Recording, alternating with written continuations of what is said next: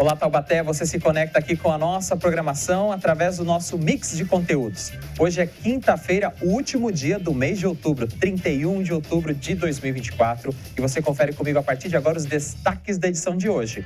Hoje é dia das bruxas, mas vamos celebrar o dia do Saci, lendas e mitos. Na hora do papo, a gente conversa com Ana Paula Vaz Boechat sobre lendas e mitos aqui da cidade de Taubaté. E para fechar o mês de outubro, mês das eleições com chave de ouro, o Mix da TV traz um especial sobre a cobertura da TV Câmara Taubaté durante as eleições de 2024.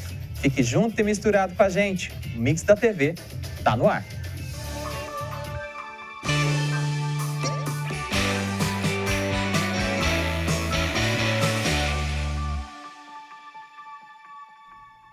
Muito obrigado pelo carinho da sua audiência, pela sua participação. No ar, mais um Mix da TV nesta quinta-feira. Hoje é o dia das bruxas, o Halloween, mas a gente vai celebrar o dia do Saci, falando de lendas e mitos. Tudo isso a partir de agora no quadro Hora do Papo.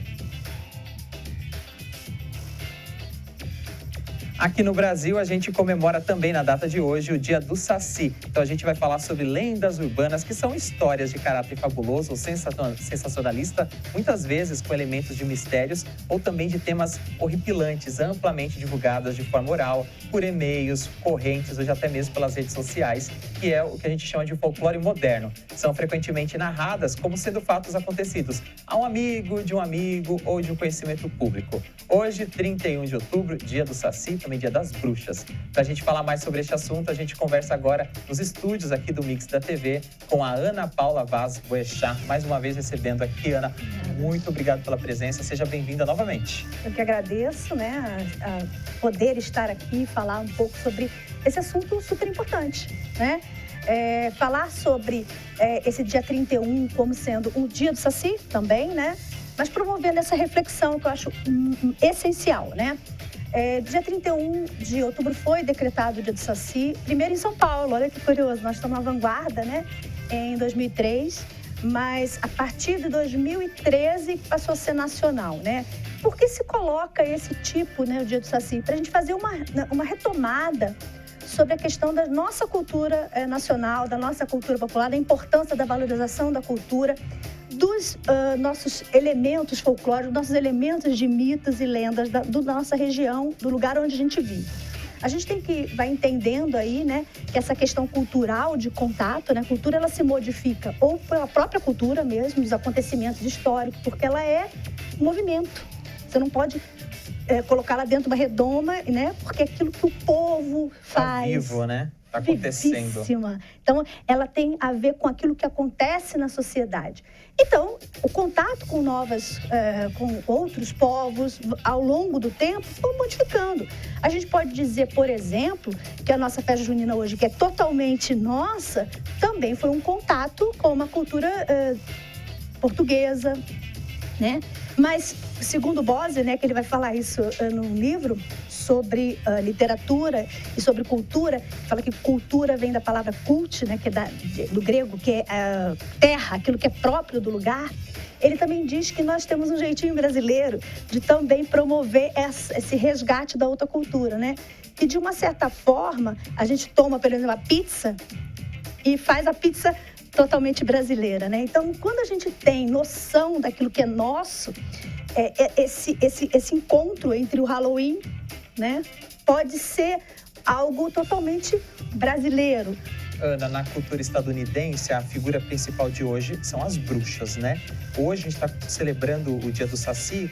Quem é este personagem do folclore, né? Por que ele tem tanto a ver com a nossa cultura? Vamos lá. O Saci ele foi escolhido como um personagem que vai simbolizar a cultura, né, brasileira. Por quê? Porque o Saci, ele traz todos os elementos, o elemento indígena, né, da floresta, da mata, da proteção, o elemento da cultura afro, né, por ser preto, pela malandragem, pela forma, né, de resistência, né, pela questão até mesmo do fumo, né, daquela questão da cultura da época. Ele tem a questão, se a gente não sabe, né, da cultura, no caso europeia, porque, não sei se na Mil e Uma Noites, né, quando você prende o gênio na garrafa, você faz um pedido, né, O saci também tem essa conotação de que se você consegue prender o saci na garrafa e consegue soltá-lo, você tem um pedido, né, pronto. Então, você tem uma mistura, né, de elementos que tornou ele, assim, algo como um ícone. Além disso, a gente tem que falar de Lobato, nós estamos falando de Taubaté, né, que tem uma emergência sobre isso. Por quê que a gente está associando o saci ao Lobato? Em 1918, Lobato vai trazer uma pesquisa, né, nacional, usando as mídias da época, para fazer, pedindo às pessoas como é que o saci é retratado no seu lugar. Então, ele faz um recolhimento. E aí, depois ele publica o livro O Saci Pererê. Então, houve, a partir também disso, um resgate dessa imagem do Saci Pererê.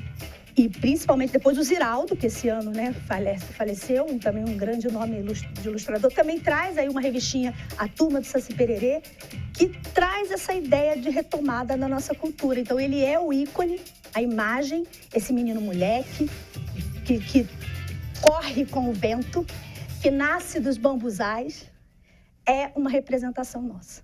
A gente está falando dessa data importante aqui, que é a data da criação do Dia do Saci. Ela parte de um grupo de entusiastas da cultura popular, preocupados com o resgate da mitologia, da cultura popular brasileira. O objetivo é chamar atenção para o resgate das lendas do nosso folclore, para que se torne uma comemoração nacional dessas tradições, Ana. Além desse carro-chefe, que é o Saci, essa personagem central do que a gente está comemorando hoje, quais são as outras lendas urbanas que a gente também pode trazer para o dia de hoje, celebrar e fazer essa reflexão ao mesmo tempo? Nossa, olha, aqui em Taubaté, na nossa região, a gente pode contar com aquela célebre loura do banheiro, né?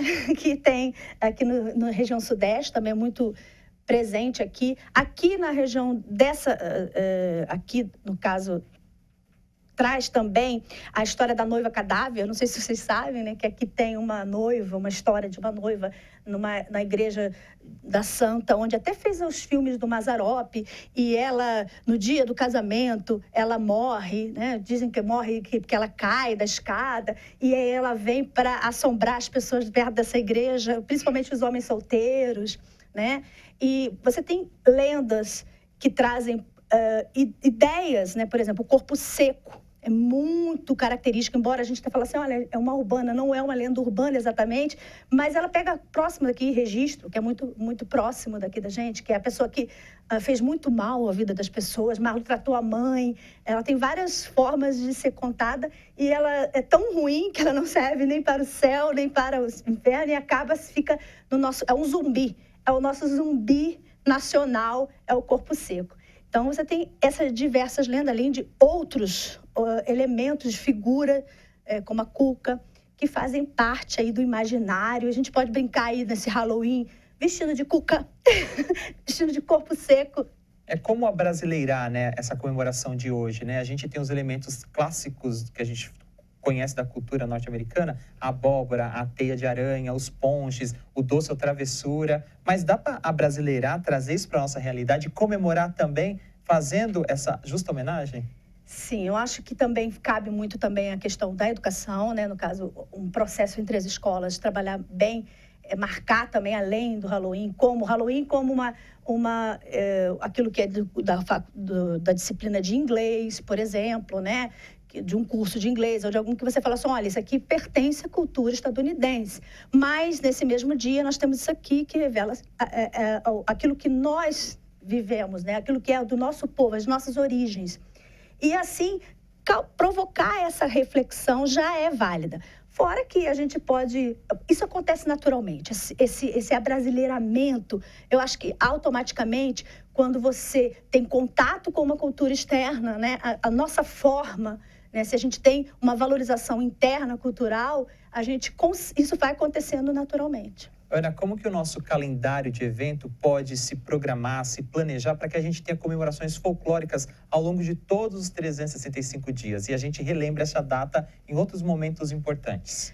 Bom, vale, assim, ressaltar que a gente tem o mês de agosto, que é aqui, inclusive aqui na cidade, nós temos a Festa do Folclore, né, que é muito rica. E que corre todo o mês de agosto, mas os próprios movimentos, deve ter um movimento, por exemplo, de valorização nos centros culturais, nas escolas, né, na contação de histórias, no próprio projetos de contação de história, porque a contação de história também traz as causos locais, né, e ela transforma, dá voz àquelas pessoas. Acho que a possibilidade de contar é vida, é ter voz no mundo, né? Então, essa possibilidade, além da questão do educacional, que a gente pode dizer, a gente pode ter projetos, né, que possam valorizar esse tipo de contação de história. Hoje, 31 de outubro, nós estamos celebrando, né, de forma mundial aí, o dia do Halloween, dia das bruxas. Aqui no Brasil, né, estado de São Paulo, tem uma lei que criou o dia do Saci, e a gente está trazendo essa homenagem, falando deste importante personagem do nosso folclore e também lembrando de outras lendas e mitos aqui da nossa região. De que forma o cidadão comum, Ana, pode manter viva essa tradição, né? Sem estar engajado num grupo, sem fazer parte de uma ONG, de um poder público, como é que ele pode manter viva essa tradição? Primeiro, eu acho que a curiosidade, né? Se você ainda não conhece alguns mitos e lendas da sua região, do lugar onde você vive ou do Brasil, acho que vale super a pena procurar, buscar, né? Porque desenvolve a criatividade, você que é pai, que é mãe, que queira contar esse tipo de trazer essas lendas, né? A Chimamanda fala muito isso, da questão de você se identificar na história. Por exemplo, você lê a Branca de Neve, nós não temos neve. Você pode achar linda a história, mas não há uma identificação. Então, você ter essas histórias que têm identificação local é muito importante, inclusive, para desenvolver a autoestima. Então, você tem essa forma, você também pode, né, falar sobre isso, né? Não ter uma questão de um embate. Olha, eu sou Saci, eu não sou Halloween, mas trazer a ideia, que ideia? Olha, conhecemos a cultura de fora, né? Conhecemos a nossa cultura e, assim, a gente entra num processo de valorização daquilo que é nosso. E isso vai acontecendo naturalmente. Mas, principalmente, eu acho que a gente, como cidadão brasileiro, a gente conhecer um pouco mais sobre as nossas lendas, sobre os nossos mitos, né? Aqui em São Luís de Paraitinga também tem uma festa do Saci todo ano, em outubro, né? Que também é esse período, que eu acho que quem está aqui pertinho puder dar uma chegadinha lá, é muito bonito. Enquanto cidadãos, nós estamos seguindo uma trilha de valorização dessa cultura ou a gente está sofrendo um processo de apagamento histórico desses personagens? Olha, por enquanto, a gente está numa limiar de um processo de apagamento, né? Por quê? Porque a gente tem uma indústria cultural. O que é a indústria cultural? Aquilo que desenvolve o comércio e o capital. Então, o Halloween, ele tem um apelo cultural muito grande, né? Você tem venda de abóbora, venda de fantasia, e isso gera um mercado. Então, você tem uma preferência. Fora que você tem um mercado cultural, que foi a televisão na década de 80, na década de 90, que massificou esse processo. Filmes, séries. Então, é natural, quando eu falo é natural, que o jovem, que a criança, que o adolescente queira reproduzir aquilo, né? Mas que isso deve ser comentado e falado. Então, eu acho que a gente está no limiar. Então, acho que, principalmente, a gente falar isso que a gente está fazendo aqui hoje, que é falar do dia do Saci, falar da importância de falar sobre esse dia, não entrepondo a um Halloween, mas promovendo um pensamento, uma crítica, uma consciência de que isso não é exatamente, né, faz parte da minha cultura, né? Já é uma forma de não haver apagamento. Ana, muito obrigado mais uma vez pela sua presença, a sua disponibilidade. Tem enriquecido aqui a nossa reflexão, mesmo que o tempo curto, e desejo sucesso aí na sua trajetória e até uma próxima oportunidade. Vou deixar um convite aberto já, tá bom? Muito obrigada, eu que agradeço poder contribuir, poder falar um pouco daquilo que eu amo tanto, que é a cultura brasileira. Assim a gente encerra a nossa Hora do Papo desta quinta-feira, dia 31 de outubro. A seguir, a gente faz uma retrospectiva da cobertura das eleições 2024 da TV Câmara Taubaté. Você vai acompanhar na sequência aqui no Mix da TV.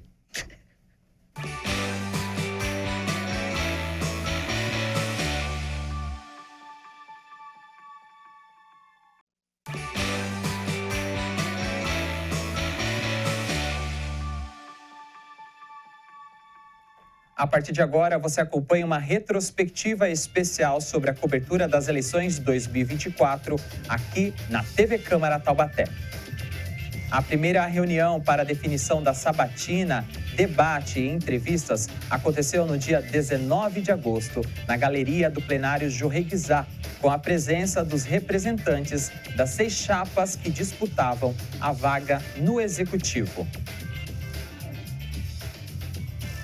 Ainda no mês de agosto, a TV começou a veicular a chamada institucional das eleições no primeiro turno.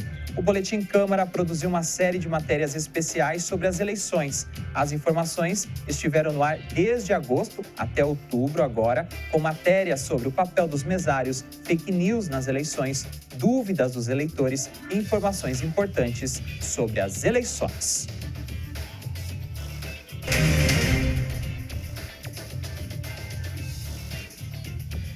Quem estiver fora do seu domicílio eleitoral e não puder votar nas eleições municipais 2024, poderá justificar a ausência no dia da votação. A justificativa pode ser feita por meio do aplicativo e-Título ou de um formulário entregue nos locais de votação. No caso do formulário, ele deve ser preenchido obrigatoriamente com o número do título eleitoral e dados pessoais. O formulário vai estar disponível nos locais de votação e também pode ser baixado em arquivo PDF. O aplicativo e-Título também exibe a opção Justificativa Presencial, que mostra os endereços dos locais em que é possível justificar a ausência presencialmente. Já o eleitor que deixar de justificar a falta no dia da eleição ainda pode fazer essa justificativa até dia 5 de dezembro, em relação ao primeiro turno, e até 7 de janeiro de 2025, em relação ao segundo turno. Também devem respeitar esses prazos as pessoas que estavam no seu domicílio eleitoral e, por algum motivo justo, deixaram de votar. Nesses casos, é necessário anexar os documentos que comprovem o fato que impediu o comparecimento às urnas. Após o dia da eleição, a justificativa ainda pode ser apresentada ao cartório eleitoral presencialmente ou via correios. O formulário de justificativa pós-eleição pode ser baixado no site do TSE, que é o tse.jus.br. Caso a justificativa não seja aceita ou seja feita fora do prazo, o eleitor deve pagar uma multa no valor de R$ 3,51 por turno. Quem estiver no exterior no dia da eleição deve apresentar passagens, cartões de embarque ou carimbos no passaporte, entre outros documentos que possam justificar a ausência no dia da votação. Nesse caso, o prazo é de 30 dias a contar da data de retorno ao Brasil. O requerimento de justificativa pode ser entregue ao cartório de inscrição do eleitor por qualquer pessoa, mas deve conter a assinatura do eleitor requerente. No dia da eleição, somente o próprio eleitor pode justificar a sua ausência. Quem não votar nem justificar a ausência ficará em débito com a Justiça Eleitoral e não poderá obter a certidão de quitação eleitoral. Se não votar em 3 turnos consecutivos e também não justificar, o título estará sujeito a cancelamento. E enquanto não regularizar essa situação, o eleitor não poderá, por exemplo, tirar passaporte, participar de um concurso público ou renovar matrícula em estabelecimento de ensino oficial.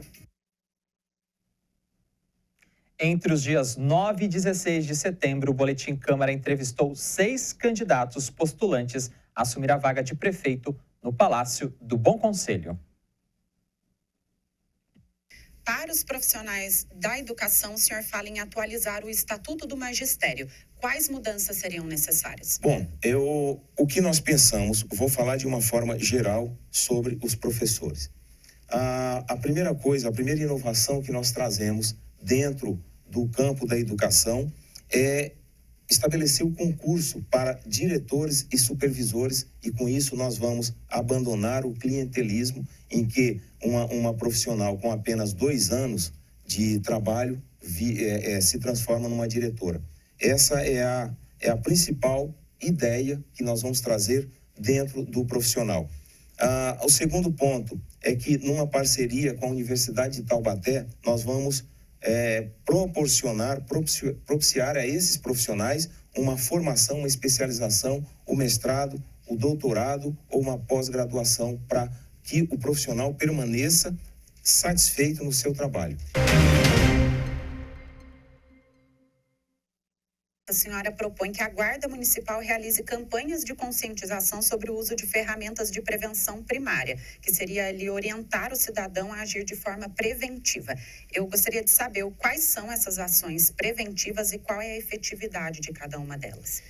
Nós trouxemos o nosso vice, que tem muita experiência em segurança pública, ele é um agente formador de policiais, e nós vamos ampliar as nossas parcerias com a Polícia Civil, Militar. Nós vamos abrir as nossas escolas nos finais de semana para palestra, para cultura, para esporte, para integrar essa comunidade como um todo na sociedade e investir neles. Nós vamos fazer com o PROERD as palestras para orientar a nossa juventude sobre as drogas, nós vamos tirar essa criança da vulnerabilidade de bandido. Nós ainda vamos falar mais sobre educação, mas eu quero falar um pouquinho sobre as parcerias público-privadas que o senhor citou para sanar a demanda na creche. Qual seria esse custo? Depende do número de vagas, né? Mas, por exemplo, se a gente estimar que R$1.000 por mês por aluno, se a gente tivesse 1.000 pessoas esperando vaga na fila, custaria R$12 milhões, 1.000 por mês por aluno e vezes 12, né? Então, questão de matemática. Com 12 milhões, a gente conseguiria ter 1.000 crianças com vagas na creche privada. Mas a gente tem certeza que dá para fazer mais barato, pegando os valores, né? Tem município que paga R$500 por vaga para creches conveniadas, 700. É claro que aí a gente vai fazer o chamamento público, vai fazer o credenciamento e vai fazer uma boa negociação para conseguir ter uma educação de qualidade, né? Não adianta só também colocar de qualquer jeito aquela criança, tem que ter uma creche que atenda os pré-requisitos não só básicos, mas que garanta boa alimentação, garanta acompanhamento, garanta tempo integral para quem precisa. Em seu plano de governo, o senhor fala em reduzir desperdícios e cortar gastos supérfluos. Também fala em revisar e renegociar contratos e convênios. A minha pergunta é, quais seriam esses gastos desnecessários e quais são os contratos que serão revistos? Por exemplo, recentemente a Prefeitura acaba de licitar um novo contrato para alocação de veículos. Esse contrato sofreu um aumento de 61%, em cima do preço praticado no contrato anterior. Certamente a inflação nesse período acumulado não foi de 61%. A gente deve ter uma inflação nos últimos 5 anos de provavelmente 20%. Então, muito provavelmente, o reajuste de preço nesse contrato deveria ser da ordem de 20% e não 61%. Além disso, no contrato novo, a Prefeitura contrata um número menor de veículos. Depois, então, esse é um exemplo de sobrepreço aplicado num contrato. Prefeitura comprando mal. O senhor pretende criar e implantar o programa que se chama Meu Pedaço de Chão, que tem como objetivo entrega de terrenos e também de materiais de construção para que os munícipes possam construir a sua própria moradia. Eu gostaria de saber quem serão os beneficiados e quais são os critérios para a escolha deles. Os critérios sempre passam pela ação social, certo? O primeiro crivo é lá. Então, ele está inscrito em algum programa da Prefeitura, do Estado ou do Governo Federal, são essas pessoas. Normalmente, as leis que a gente manda aqui para a Câmara 3 salários mínimos da família, estar sendo contemplado por algum programa desses, né? No nível de vulnerabilidade que a gente tem que estar trabalhando. Nós levantamos a Prefeitura, tem quase 1.000 terrenos espalhados pela cidade toda. A candidata Lorene, do Solidariedade, teve imprevistos de agenda e não participou da sabatina ao vivo no programa Boletim Câmara. No dia 19 de setembro, a TV Câmara fez história mais uma vez, colocando no ar o debate entre os 6 candidatos. E teve um esquenta que começou às 7h30 da noite. O programa pré-debate contou com a participação dos parceiros de transmissão, de comentaristas e reportagem ao vivo. Olá, boa noite para você. Falamos ao vivo desta quinta-feira, 19 de setembro de 2024. Agora são 7h30 da noite e a gente começa, a partir de agora, a nossa cobertura pré-debate 2024. Nesta noite histórica aqui na Câmara Municipal de Taubaté, a gente recebe a presença dos 6 candidatos à prefeitura. Os candidatos que estarão hoje, num debate aqui na TV, se enfrentarão, trarão propostas e também a gente vai conhecer um pouco mais do plano de governo de cada um deles. E um desses 6 candidatos estará à frente da prefeitura a partir do dia 1º de janeiro de 2025. Essa transmissão, este debate nesta noite aqui na nossa emissora, também conta com a parceria de outros veículos de comunicação. A gente tem como parceiros Quiririm News, T7, Meon, Gazeta da Estiva, a Rádio Educativa Unital e outros parceiros que a gente vai conversar ao longo deste pré-debate. Ainda no Esquenta, a repórter Tânia Vinhas mostrou os preparativos dos nossos estúdios para o debate. Esse nosso estúdio, como eu disse, ele não está 100% pronto para o debate. Ainda falta um detalhe ou outro. Não sei se vai ter alguém aqui dentro. Tem o André. Oi. A gente já está com o nosso diretor aqui de novo, com o Eric, que é da nossa produção. A gente veio mostrar o estúdio para o pessoal. Então, bastidor é assim mesmo. A gente chega atrapalhando o trabalho de todo mundo.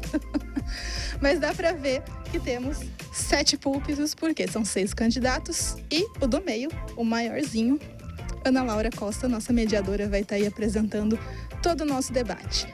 Nessa tela temos, ainda em fase de testes, o nosso cronômetro, porque cada candidato vai ter um tempo certo para falar. O nosso teleprompter, que está aqui do outro canto, que dá para ver um pedacinho com as câmeras que estão filmando de todos os ângulos. E, para finalizar, temos a temida mesa de som, que dá para vocês analisarem aqui. Vai cuidar do tempo, vai cuidar do som para que vocês possam ouvir tudo certinho aqui na nossa transmissão. E por último, a gente vai mostrar então o que quase ninguém conhece, a nossa mesa ali realmente de operações, nosso switcher, nosso trackcaster. A gente vai mostrar para vocês, provavelmente também tem gente trabalhando lá, porque tem que acertar bastante coisa. Deixar a câmera passar. Que toda a parte técnica tem que mostrar também para vocês conhecerem, porque bastidor é bastidor. Vamos ver. Licença, gente. Tudo bem? Toda a nossa equipe, a gente não vai ficar muito tempo aqui dentro, porque a gente não quer atrapalhar. Mas, se nosso diretor de comunicação tiver um tempinho para falar com a gente... Só quero, em rápidas palavras, como está sendo a preparação desse debate. Você já tem toda uma carreira nisso, está um pouco acostumado. Fica mais fácil ou mais difícil a cada ano? Fica a mesma coisa, sempre correria. Muito imprevisto, mas a experiência deixa a gente mais tranquilo, né?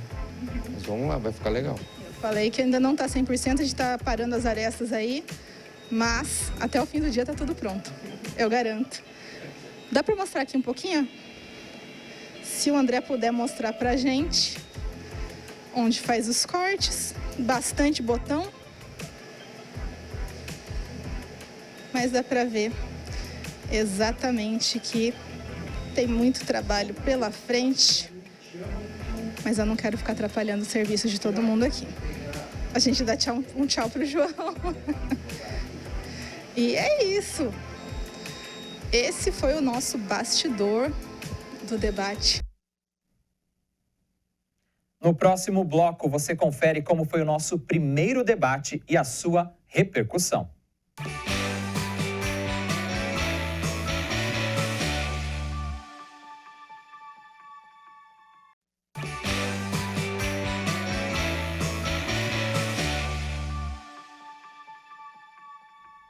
Estamos de volta com o Mix da TV Especial Eleições 2024. Estamos acompanhando uma retrospectiva sobre a cobertura da TV Câmara nas eleições deste ano. O debate, que reuniu 6 candidatos a prefeito, aconteceu no dia 19 de setembro e foi mediado pela primeira vez por uma mulher. Boa noite, sejam todos muito bem-vindos. Começa agora o debate 2024 entre os candidatos à prefeitura, promovido pela Câmara Municipal de Taubaté, com transmissão ao vivo da TV Câmara. Estamos nessa noite nos estúdios da TV Câmara, com transmissão pelo canal 4.2 na TV aberta, canal 4, Claro TV, YouTube e Facebook da Câmara de Taubaté. Vamos então dar início às perguntas. Quem faz a primeira pergunta é a candidata Márcia, do PL, e o tema necessariamente deverá ser sobre cultura. Candidata, a senhora tem 1 minuto para elaborar a sua pergunta. Boa noite, TV Câmara, aos telespectadores, aos candidatos aqui presentes. Taubaté é uma cidade com rica herança cultural, reconhecida por eventos importantes e a valoração de ícones como Monteiro Lobato. Entretanto, o setor cultural enfrenta desafios, incluindo a necessidade de maior apoio à infraestrutura para artistas e projetos locais. Como o senhor ou a senhora pretende fortalecer o fomento cultural em Taubaté, garantindo não apenas a preservação, mas também a expansão das nossas expressões culturais? Quais serão as suas prioridades para assegurar que a cultura continue sendo um motor de identidade e desenvolvimento para a nossa cidade? Obrigada aos candidatos e agora nós vamos para a segunda rodada de perguntas. E nessa fase, quem faz a pergunta é o candidato Coronel Paulo Ribeiro e o tema da pergunta necessariamente deverá ser sobre finanças. Candidato, o senhor terá 1 minuto para elaborar a sua pergunta. Para a população que está nos assistindo, o debate parece que está esquentando. Senhoras e senhores, apesar de legal, é moral ou ético um prefeito deixar para o próximo prefeito contas a pagar de médio e longo prazo, pagamentos vencidos, empréstimos a vencer, principalmente em dólares, inviabilizando a capacidade de investimento da prefeitura de planejar as ações de novos empreendimentos para a segurança financeira e social de Taubaté? Eu pergunto isso porque, dentro dos princípios que regem a administração pública, que é a legalidade e a outra é a moralidade, nós não podemos deixar de lado a moralidade e é por isso que eu pergunto aos senhores e senhoras candidatos. Quem faz a pergunta agora é o candidato Sérgio Vitor e o tema necessariamente deverá ser sobre educação. Candidato, o senhor tem 1 minuto para elaborar a sua pergunta. Vou fazer uma pergunta sobre um tema que será prioridade no meu mandato, sobre vaga em creche. Uma criança sem vaga na creche é um adolescente com menos chance, é aqui que começa o ciclo de desigualdades. Eu gostaria de saber dos candidatos qual é as propostas para resolver esse problema de uma vez por todas. E queria fazer uma pergunta para o Ortiz e para a Márcia, que estavam lá juntos, porque na época de vocês, tinham mais de 1.000 vagas em creche faltando. Eu entendo você não saber a diferença de esquerda ou direita, mas você não sabe entre certo e errado. O que vocês estavam sentindo, você estava lá dentro, pelos 6 anos. E como a gente vai resolver isso, eu quero saber de vocês. O taubatiano está pagando essa conta, a mãe, quando não tem vaga para o seu filho, perde o direito do trabalho, o filho, eu já falei, perde o direito de um desenvolvimento melhor. Isso perpetua por todo o ciclo educacional e essa criança terá menos oportunidades. Como vocês vão resolver esse problema? Nessa fase, a pergunta obrigatoriamente deverá ser sobre mobilidade urbana e quem faz é a pergunta a candidata Lorene. Candidata, a senhora terá 1 minuto para elaborar a sua pergunta. Bom, infelizmente, Taubaté tem os problemas das cidades grandes e não tem as coisas boas das cidades grandes. Um desses problemas é o trânsito, a dificuldade de se locomover na cidade. A gente tem filas muito longas, a gente tem uma dificuldade com o transporte coletivo, que é terrível.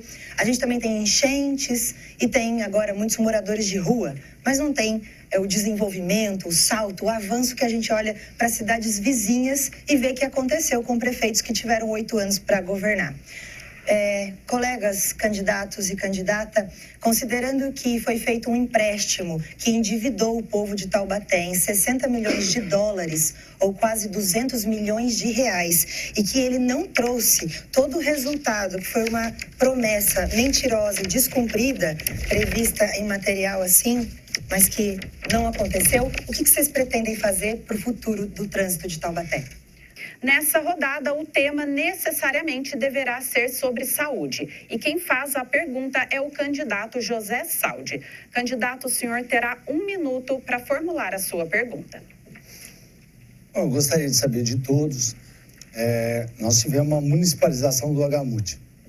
E eu quero saber como nós vamos resolver isso. Nós precisamos resolver o problema do Agamute. Então, eu queria a ideia de vocês, o que vocês acham para resolver isso daí, porque só nesse tempo que a gente ficou lá e o tempo nós já gastamos quase 200 milhões no Agamute. Dinheiro fonte 1, nossa, para aquilo, daqueles subsídios que a gente tem que repassar. Então, nós temos que saber.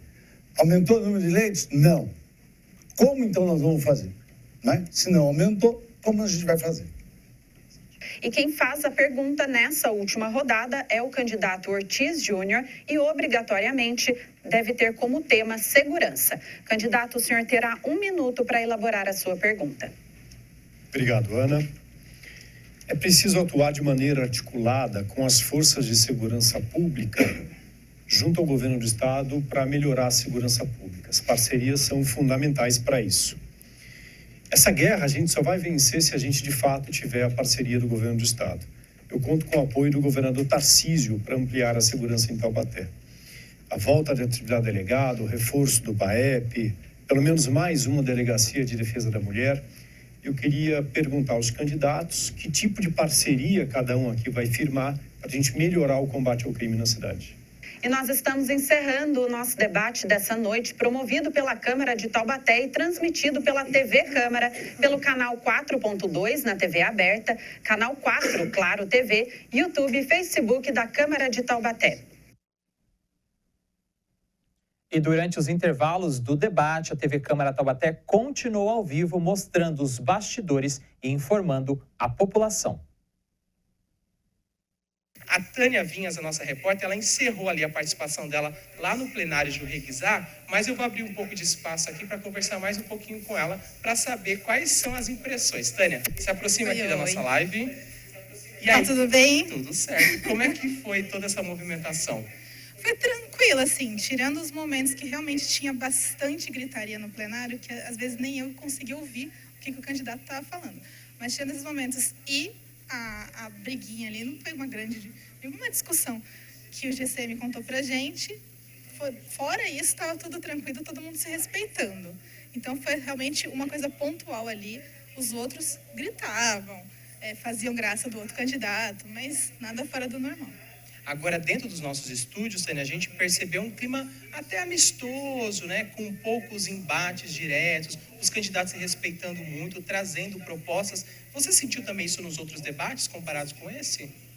Eu acho que os debates da TV Câmara sempre foram muito respeitosos, muito profissionais. Talvez por respeitar a entidade, né? Respeitar a instituição, o poder legislativo, não dá para ter... Eu queria evitar a palavra, mas baixaria. Não teve nenhuma baixaria, nunca teve. E hoje continua a mesma coisa, os candidatos estão de parabéns. Na sexta-feira, dia 20, nós realizamos o especial pós-debate, com a participação do cientista político Gabriel Marcondes e o jornalista Douglas Castilho. Olá, boa tarde. Boa tarde, começa agora o especial Eleições 2024. Ontem à noite, a Câmara Municipal de Taubaté promoveu o primeiro debate entre os candidatos à Prefeitura de Taubaté. E hoje vamos repercutir os melhores momentos com a participação de especialistas e comentaristas no assunto.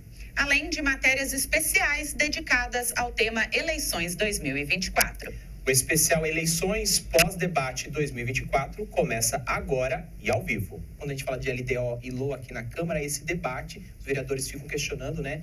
Às vezes o valor ele é fictício, ou seja, cria-se um valor para depois tentar ajustar lá na frente. Ou seja, Taubaté parece que tem um orçamento gigantesco de 1 bilhão e 600 milhões, mas na prática parece que não faz tanta diferença comparado com outras realidades. Não, porque a capacidade de arrecadação do município, vamos usar o exemplo de Taubaté. Os candidatos não gostam de tocar nesse tema, mas é preciso citar, por exemplo, que a planta genérica de IPTU da cidade não é atualizada desde 1997. E nós não estamos falando de aumentar imposto, nós estamos falando de atualizar a planta. Claro que a não atualização da planta, ela faz com que a arrecadação do município sobre o IPTU, ela seja distante da realidade, porque você tem propriedades que já não são mais as mesmas desde 97, só que o imposto que incide sobre ela ainda é o mesmo. Então, Taubaté precisa passar por uma série de reformas para poder avaliar, certo, o arcabouço fiscal da cidade, porque tem fontes de renda da cidade, por exemplo, que elas não estão atualizadas há muito tempo. E aí você faz um orçamento que já não é mais peça ficta. Eu retomo aqui, não é para ser peça ficta. Mas aqui em Taubaté nós temos uma dificuldade. Parece que a prefeitura há muito tempo faz. Olha, vamos lançar essa meta de arrecadação aqui, vamos estimar esta receita. E a prefeitura corre o tempo todo o exercício fiscal para atingir aquela meta. E faz muito tempo que nós não atingimos a receita. Nós tivemos o problema da pandemia, mas desde antes da pandemia e pós-pandemia, nós ainda não conseguimos arrecadar de receita aquilo que é estimado no orçamento. E assim a gente encerra o nosso especial pós-debate. Muito obrigado pela sua audiência e eu volto ao vivo na próxima terça-feira, a partir de 1h25 da tarde, no Boa Tarde Taubaté. E eu te encontro na segunda-feira, a partir das 9h30 da manhã, ao vivo no Boletim Câmara. Além das entrevistas ao vivo no Boletim Câmara, a TV também produziu um especial chamado Selfie, com perguntas pessoais sobre o perfil dos candidatos.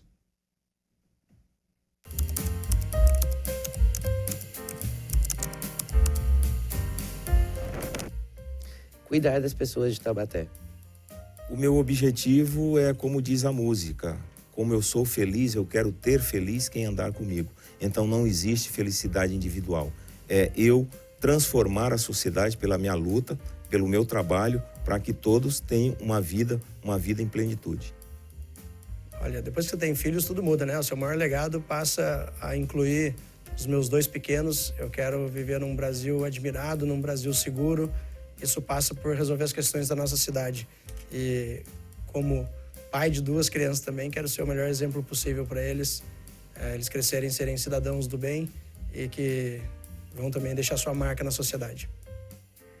Meu maior objetivo de vida é ser feliz. O maior objetivo da minha vida é sempre cuidar de pessoas e olhar as pessoas. Né? Tudo aquilo que a pessoa precisa é o que eu gostaria de estar ajudando. Então, principalmente as que mais precisam. Sempre repetindo isso, porque isso, para mim, é fundamental. Né? A gente tem todos os tipos, mas aquelas que mais precisam é as que eu quero mais tentar ajudar. O maior objetivo pessoal, evidentemente, é criar bem minhas filhas, né? Criar minhas filhas de modo que elas sejam independentes, que elas possam trabalhar, que elas possam estudar, que elas possam ser felizes, dar todo o respaldo necessário para que elas possam crescer bem e ambas serem felizes. O maior objetivo profissional é recuperar a nossa cidade de Taubaté, que nesses últimos 4 anos retrocedeu demais. Tudo que a gente construiu com muito esforço nos 8 anos em que eu fui prefeito, foi um grande esforço, não só um esforço pessoal, mas um esforço coletivo de todos aqueles que estavam juntos. Por aquele esforço, a gente percebe que houve um retrocesso. E a gente quer conquistar novamente, a gente quer fazer Taubaté avançar novamente e alcançar os objetivos que a gente pretende com muito esforço, com muita dedicação. Então, nesse momento, no curto prazo, é o nosso maior sonho. A seguir no Mix da TV especial Retrospectiva Eleições, a apuração do primeiro turno e os preparativos para o segundo turno.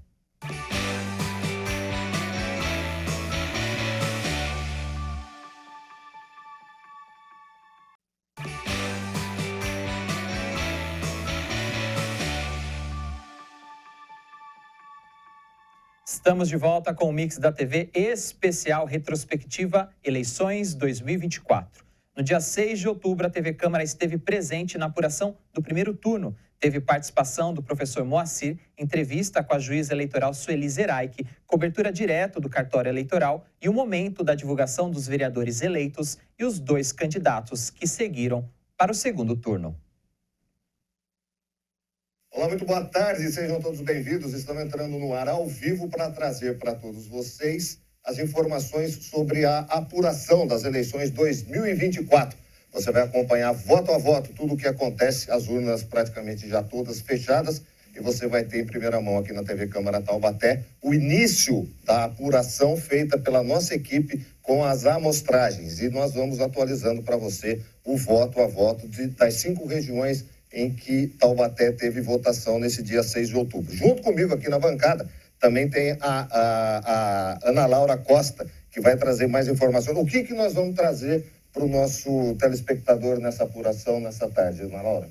Boa tarde, Miguel. Boa tarde, Taubaté. A gente está aqui conectado diretamente nos computadores do TSE, que é o Tribunal Superior Eleitoral. Então, a gente está acompanhando em tempo real todas as atualizações das votações para prefeito aqui da nossa cidade e também para as 19 cadeiras de vereadores, para ocupar aqui o Legislativo. Então, conforme for atualizando no TSE, a estimativa é que tem atualização a cada 3 minutos. Então, é possível que eu te interrompa a qualquer momento, Miguel, para trazer notícias aqui, atualizações para os nossos telespectadores. A juíza eleitoral Sueli Zeray, que está conosco nesse momento. Miguel, você tem um contato direto com ela está ali usando o fone do nosso apresentador Josivaldo Oliveira.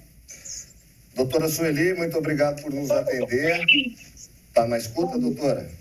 Sim, estou escutando. Boa noite. Boa noite, doutora. Doutora, a pergunta que eu quero fazer é se nós tivemos algum tipo de percalço, né, neste dia especificamente das eleições. Pelo que nós pudemos observar durante o dia, tudo transcorreu na mais absoluta tranquilidade. Mas é claro que a senhora é detentora das informações de ocorrências. Como é que transcorreu esse dia, doutor? Sim, eu confirmo essas informações. Transcorreu o pleito de forma muito tranquila, sem intercorrências significativas. E o período eleitoral na cidade de Taubaté, nós tivemos uma disputa muito acirrada.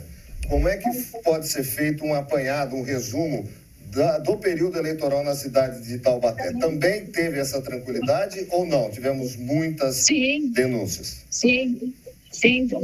Transcorreu também a essa fase pré-eleitoral, fase de campanha, na mais absoluta normalidade. Doutora, há possibilidade muito grande de Taubaté ter o segundo turno. Eu queria que a senhora, por gentileza, dissesse de agora em diante. Evidentemente, não temos ainda o resultado oficial por parte do TSE e nem dos cartórios, mas aí, a partir de agora, qual é o processo que deve ser seguido num possível, muito provável, segundo turno em Taubaté? Sim, são os trâmites normais, né, regulamentados pela Justiça Eleitoral, pelo TRE, pelo TSE, envolvendo os 2 candidatos, né, que forem para o segundo turno. A senhora consegue prever mais ou menos o horário em que teremos uma definição de forma oficial do resultado das eleições? A nossa totalização já está em fase final. Aí nós vamos só aguardar a totalização da Zona 407. Mas aqui estamos aguardando a última escola a chegar. Então já estamos com mais de 90% das urnas concluídas. Que bom. Boa notícia para todos, então, que estão na expectativa. Doutora, muito obrigado por atender a TV Câmara Taubaté. Parabéns pelo trabalho. Obrigada, eu que agradeço. Até lá. Um abraço. Doutora Sueli Zeray conversando conosco aqui na TV Câmara, tudo na mais perfeita ordem, felizmente, que assim teria que ser sempre, né? E nós vamos agora chamar o nosso apresentador Josivaldo Oliveira, que traz novidades. Parece que chegou a última urna ao cartório eleitoral. Josivaldo, traga-nos informações quentinhas.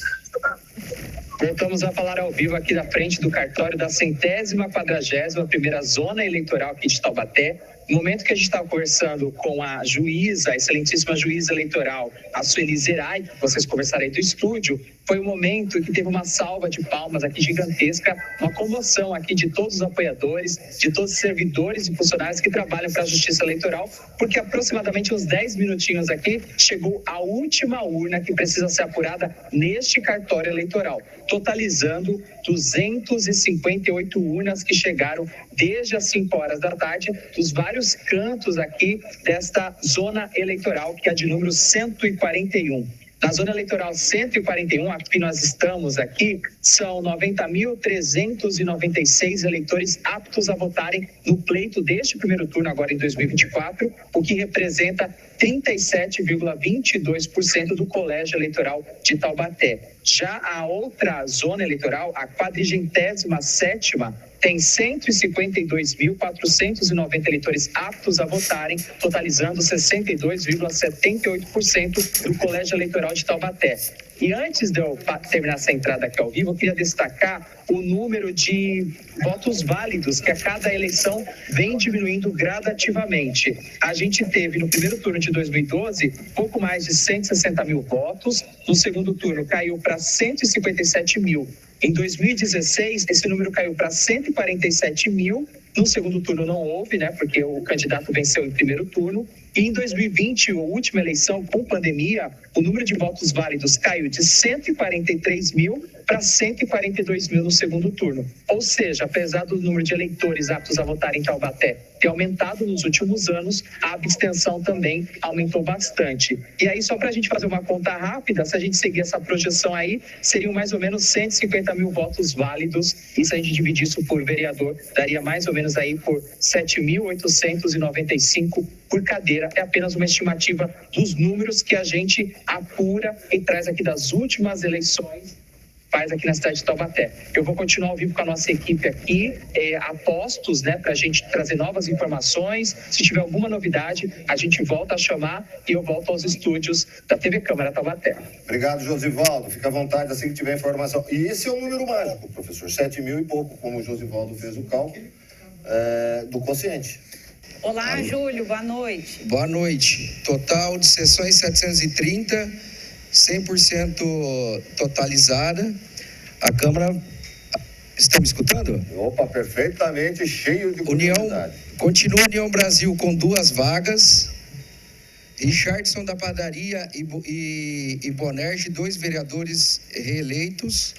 Partido Liberal conseguiu 2 vagas, Diego Fonseca e Moisés Luciano Pereira dos Santos, que é Moisés Pirulito, os 2 reeleitos. Partido Novo conseguiu 1 vaga, Nicola de Ângeles Neto. Partido Social Democrático, PSD, professor Edson, 2.670 votos, reeleito. Podemos conseguiu 1 cadeira, vereador Gessé Silva. Partido Democrático Trabalhista, o PDT, conseguiu 2 vagas, Ariel Pereira Cates e Luiz Henrique Couto de Abreu, que é o Neneca, também vereador. Partido da Renovação Democrática, PRD, surpresa, hein? Conseguiu 3 vagas, Rodson Lima o Júnior, que é o Bob, o Alberto Barreto, que é o atual presidente da Câmara, e Zelinda Drago Rocha, se eu não me engano é a pastora Zelinda, se eu não estou enganado. Então o PRD foi o partido que conseguiu 3 vagas. Porque conseguiu mais vagas. Eu não escuto, tem que ter. Isso. Solidariedade conseguiu 1 vaga com o vereador Douglas Carbone, 5.160 votos. Partido Socialista Brasileiro, a Thalita de Lima Barbosa, a vereadora Thalita Cadeirante, 4.689 votos. O Avante não conseguiu cadeira. O Republicanos conseguiu 2 cadeiras, Viviane Marcelo de Aquino, que é a vereadora Vivi da Rádio, 2.832 votos. E o segundo, José Adácio Nunes Coelho, que é o vereador Nunes Coelho, também eleito com 1.842 votos.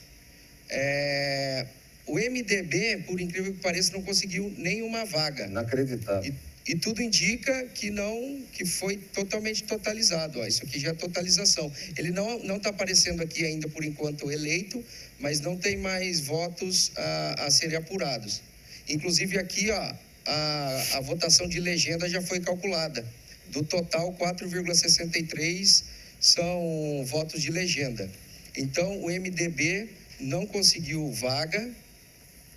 Progressistas conseguiu 2 vagas. José Antônio de Ângeles, o Bilili, e o vereador João Henrique de Moraes Ramos, que é o vereador Dentinho. O PT, que é a federação PT-PV e PCdoB, conseguiu uma vaga, e com o Isaac do Carmo, 2.400 votos. Então, a composição da Câmara Municipal é essa, Miguel. Júlio, perfeito. Parabéns pelo trabalho, surpresas, novidades e que tais, Ana? A TV Câmara Taubaté inovou com a amostragem inédita dos votos através dos boletins de urna. Após o primeiro turno, Conexão Popular fez um balanço com o cientista político Gabriel Marcondes. E Taubaté passou pelo primeiro turno das eleições e se preparou para o segundo turno. Reunião com as duas chapas que disputaram o segundo turno. A reunião ocorreu no dia 11 de outubro e contou com a presença de representantes da campanha de Ortiz Júnior e Sérgio Victor. No segundo turno, o Boletim Câmara também realizou entrevistas com os candidatos. Sérgio Victor foi entrevistado no dia 17 de outubro. Considerando o envelhecimento da população, o senhor tem políticas públicas voltadas para a pessoa idosa?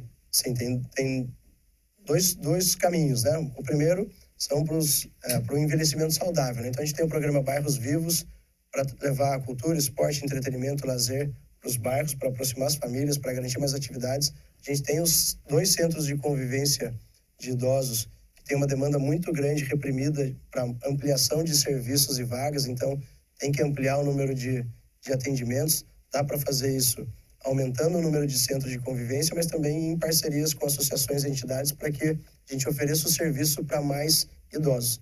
A gente tem uma demanda muito grande de instituições de longa permanência. Eu, enquanto deputado, mandei recurso não só para o Centro de Convivência do Idoso, mas também para a Casa São Francisco, né, para o Lar São Francisco. Ali tem uma demanda de mais de 200 idosos esperando, é uma instituição de longa permanência. A gente tem apenas 100 vagas, a gente precisa ampliar logo a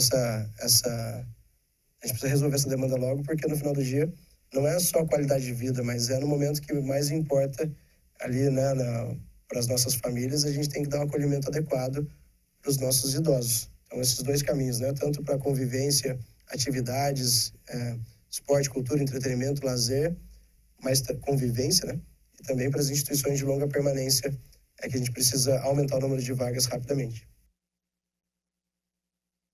O candidato Ortiz Júnior não compareceu à sabatina do segundo turno, segundo a assessoria, por motivos de agenda. E no dia 21 de outubro, a emissora realizou o segundo debate entre os postulantes ao cargo de prefeito. O pré-debate começou às 8h30 da noite e contou com a colaboração de especialistas e parceiros de transmissão.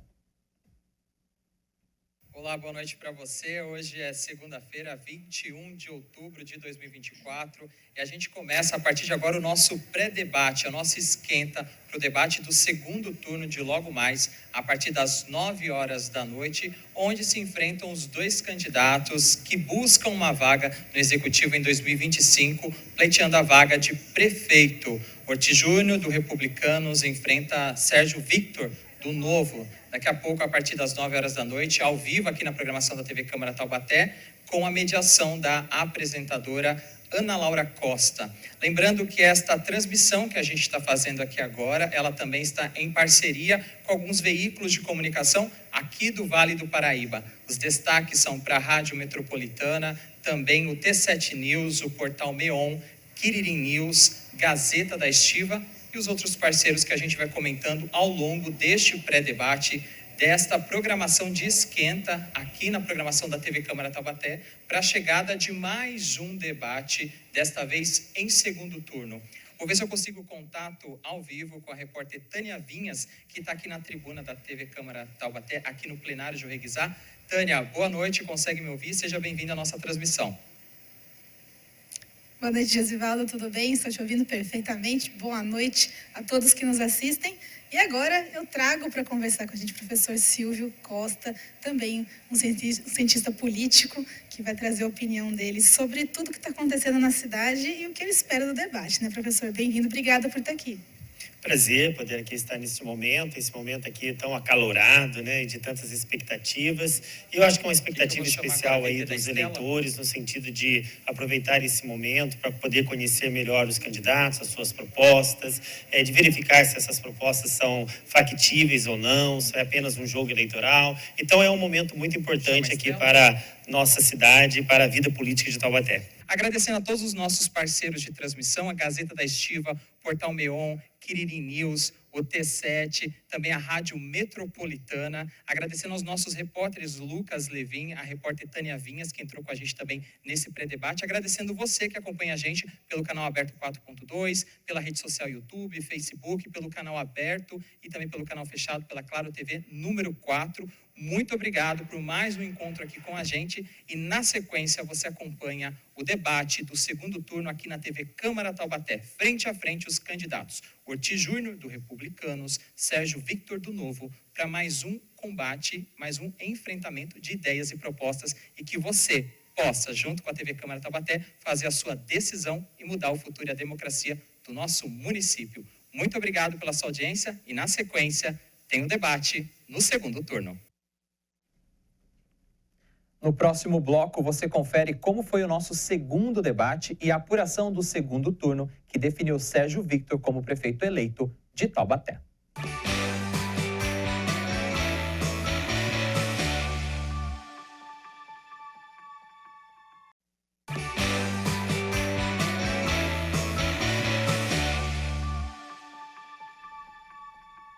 Estamos de volta com o Mix da TV especial sobre a cobertura da TV Câmara Taubaté nas eleições 2024. O debate do segundo turno entre Ortiz Júnior e Sérgio Victor foi inovador no formato de arena e as perguntas da população contribuíram para o sucesso do debate. Dando sequência, nesse bloco, os candidatos vão responder a perguntas feitas pela população de Taubaté. Nossa produção foi às ruas e ouviu os eleitores. Vamos então à primeira pergunta que deverá ser respondida pelos dois candidatos. Então, eu quero saber como é que vai ficar a nossa educação de Taubaté, porque eu tenho um filho de 14 anos. Devido à pandemia e esse decorrer todo esse tempo, a educação nossa de Taubaté, sem ser particular, está muito ruim. Eu sinto esse ano que meu filho não está preparado para sair do 9º ano com o conhecimento que ele precisava. Eu agradeço a Andressa pela pergunta e, de acordo com o sorteio realizado, quem começa respondendo é o candidato Sérgio Victor. Por favor, candidato. Andressa, entendo a sua preocupação, tem 2 filhos mais novos, mas a educação tem que ser prioridade. E por isso que a gente vai reforçar e valorizar os nossos professores com mais infraestrutura, mais ferramenta, mais valorização para poder atender melhor os nossos jovens. E também, apoiado pelo ensino integral, a gente vai reforçar e revisar a matriz curricular do integral junto à FUNCABS para a gente poder ter aula de reforço, medição de aprendizado mais constante e também encontrar as altas habilidades dos nossos filhos para potencializá-lo através do programa Decolar. Valorizar os professores, dar mais ferramenta e autonomia para eles em sala de aula e também garantir que através de indicadores claros a gente consiga dar mais ferramentas para os nossos jovens aprender e ter mais chance de sucesso no futuro. Agora eu passo a palavra para o candidato Ortiz, que deverá responder a mesma pergunta. Andressa, coloquei 20 mil alunos estudando em tempo integral. Nós não tínhamos ninguém estudando em tempo integral, passamos a 20 mil alunos. Realizei com isso as maiores notas do IDEB da nossa história. O atual prefeito vai deixar para o próximo as piores notas do IDEB. Então, nós nunca tivemos um episódio de um prefeito passar para o outro notas piores. É o que vai acontecer agora. Faltou investimento na educação, faltou cuidado com o professor, faltou investimento na estrutura física das escolas, faltou ampliar o tempo integral, faltou melhorar a remuneração da FUNCABS. Os oficineiros e auxiliares recebem hoje muito mal. Tem que aumentar a remuneração para R$2.000. Falta melhorar as condições para que os professores possam trabalhar, melhorando o salário desses professores, dando a eles R$500 pelo menos de vale alimentação, pelo menos a reposição da inflação, melhores condições de trabalho, desenvolvendo programas para cuidado da saúde mental. E nós temos uma defasagem escolar importante. Nos 2 anos de pandemia, os 2 anos subsequentes eram anos para a prefeitura cuidar da defasagem escolar, fazer programas de língua portuguesa e matemática para que esse aluno pudesse recuperar o tempo perdido. É exatamente isso que nós vamos fazer. Nesse bloco, os candidatos vão debater entre si, cada um controlando o seu próprio tempo restante, sem a minha intermediação e sem tema definido. Lembrando que o candidato deve aguardar o outro terminar de falar. Não é permitido que os dois falem ao mesmo tempo. Caso um tente interromper a fala do outro, será advertido por mim. Em caso de insistência, será penalizado com a retirada de 30 segundos do seu tempo total. O primeiro a esgotar o tempo será o primeiro a apresentar as suas considerações finais. Quem começa neste bloco, de acordo com o sorteio prévio, é o candidato Ortiz Júnior. Candidatos, por gentileza. Sérgio, eu tenho lido o seu plano de governo e eu vi que ali é um documento muito genérico. Tem faltado algumas coisas importantes. Por exemplo, a palavra mãe, a palavra trabalhador, programas específicos para a mulher. Eu queria saber, no seu plano de governo, qual é a sua proposta para o transporte público da cidade?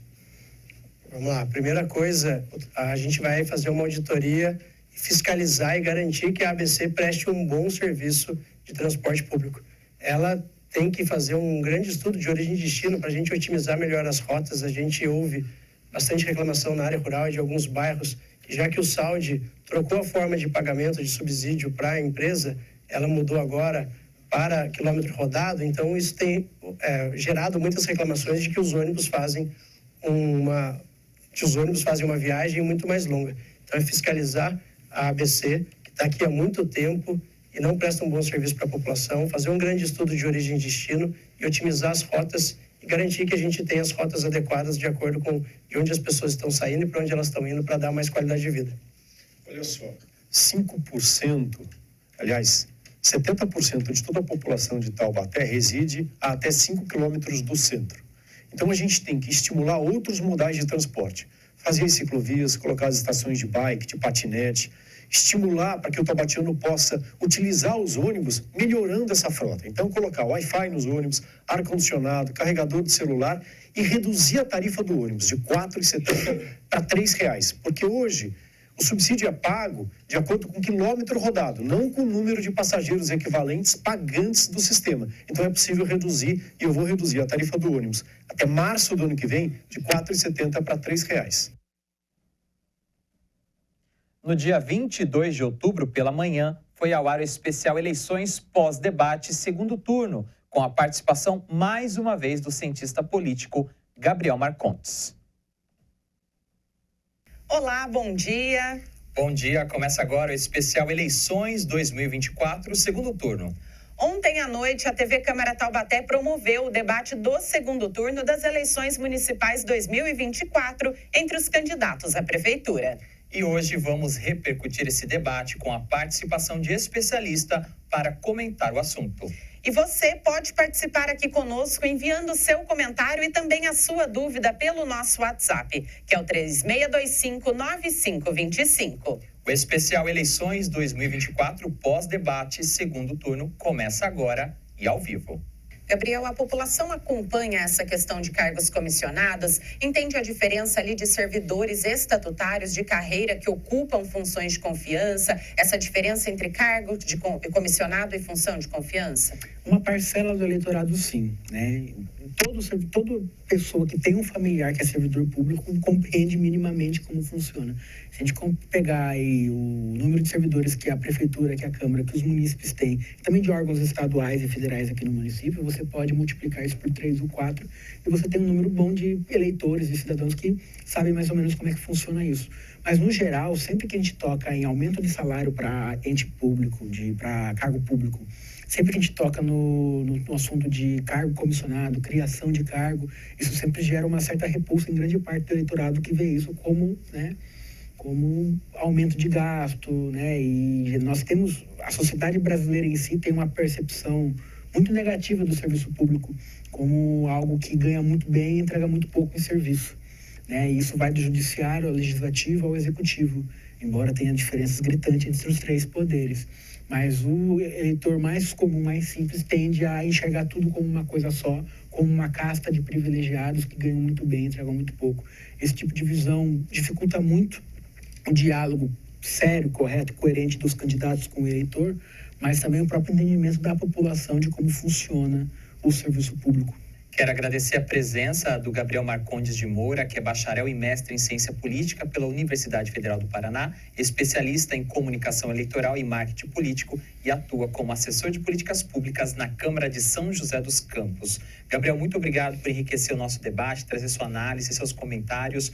Muito obrigado pela parceria mais uma vez. Obrigado, Josivaldo. Obrigado, Ana. Obrigado à audiência da TV Câmara, toda a produção, toda a equipe. É um prazer estar aqui com vocês, contribuindo não só para essa TV Câmara, que faz brilhantemente seu trabalho, mas também para a democracia do país. Muito obrigado pelo convite mais uma vez. Obrigada, Gabriel, pela sua presença e contribuição. E no dia 27 de outubro, o segundo turno das eleições, a gente se encontra para a cobertura da apuração das urnas a partir das 5 horas da tarde aqui na TV Câmara Taubaté. Obrigado pela sua audiência. Eu volto a te encontrar hoje a partir de 1h30 da tarde no nosso Mix da TV. E a partir das 2 horas, não se esqueça, tem sessão ordinária. Você pode acompanhar aqui no plenário ou pela TV Câmara Taubaté. E eu te encontro amanhã a partir das 9h30 da manhã no Boletim Câmara. Tenham todos um ótimo dia e até mais. O Conexão Popular conversou com o jornalista Pedro Beliski. Ele destacou a importância da comunicação e sua influência no mundo político. E no dia 27 de outubro teve a cobertura da apuração do segundo turno. Mais uma vez, a TV inovou ao realizar uma amostragem dos boletins de urna e conseguiu antecipar o resultado da apuração, que viria mais tarde pelo TSE. Boa tarde, Miguel. Boa tarde aos telespectadores. É isso aí, Miguel. É bom a gente explicar no começo para que o telespectador tenha uma noção de como é feita esse levantamento por amostragem. A cidade, Miguel, foi dividida, a gente dividiu a cidade em 6 áreas. A região central, que a gente denomina região 1, 2, 3, 4, 5 e 6.